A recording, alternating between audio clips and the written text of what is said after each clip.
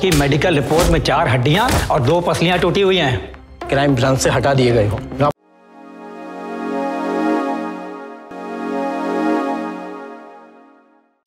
ভাগবত chapter 1 রাক্ষস। অক্ষয় শেরের directed এই মুভিটিতে, যেটি জি5-এ রিলিজ করেছে রিসেন্টলি, দুর্ভাগ্যবশত এটি আমাদের দেশে একটি সত্য ঘটনার ওপরে অবলম্বন করা। इस दिन से कोई खोज खबर नहीं है मेरी बेटी की।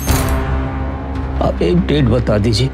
ভাবলেও অদ্ভুত লাগে যে আমাদের দেশেতে এত বছর পরেতেও আজকেও এরকম ক্রিমিনালরা তাদের ক্রাইম করার সাহস পায় এবং আমাদের আইনের লুপহোলসগুলোকে তারা সুন্দরভাবে ইউজ করার চেষ্টা করে যায় এবং অনেক ক্ষেত্রে সক্ষম হয় বা জাস্টিস পেতে অনেকটা বেশি সময় লাগে। অভিনেতা এই সিরিজে সবাই ভালো।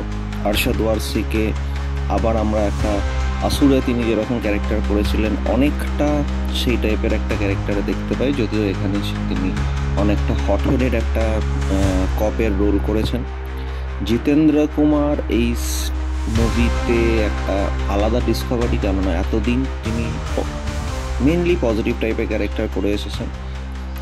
এটাতেও নেগেটিভ, কিন্তু ভিলেন মার্কা নেগেটিভ না, একটা চার্ম রেখেছেন, কেননা তার ক্যারেক্টারটা এখানে একটা এমন মানুষের যে মহিলাদেরকে খুব ইজিলি ম্যানিপুলেট করতে পারে, তাদেরকে তার প্রেমের জালাতে ফাঁসিয়ে নিতে পারে। সেটার জন্য যে চার্মটা মেনটেন করা দরকার সেটা করেছে এবং তার সাথে একটা সাইকোটিক হাবভাব, এই দুটোর একটা খুব সুন্দর সংমিশ্রণ জিতেন্দ্র এই মুভিটিতে রেখেছেন। ওভারঅল মুভির ডাইরেকশন ভালো, যদিও কিছু কিছু জায়গাতে একটা আসুর মার্কা টোনালিটি রয়েছে। যারা পার্শ্ব চরিত্রে অভিনয় করেছেন তারাও ভালো। ওভারঅল সিনেমাটি আপনাকে উঠতে দেবে না, বসে আপনি টানা দেখতে চাইবেন। এন্ডের আগে অবধি আপনার মনেতে ডাউট থাকবে যে যেটা আপনি ভাবছেন সেটাই ঠিক তো, নাকি এর ভেতরে অন্য কোনো লেয়ার্স রয়েছে।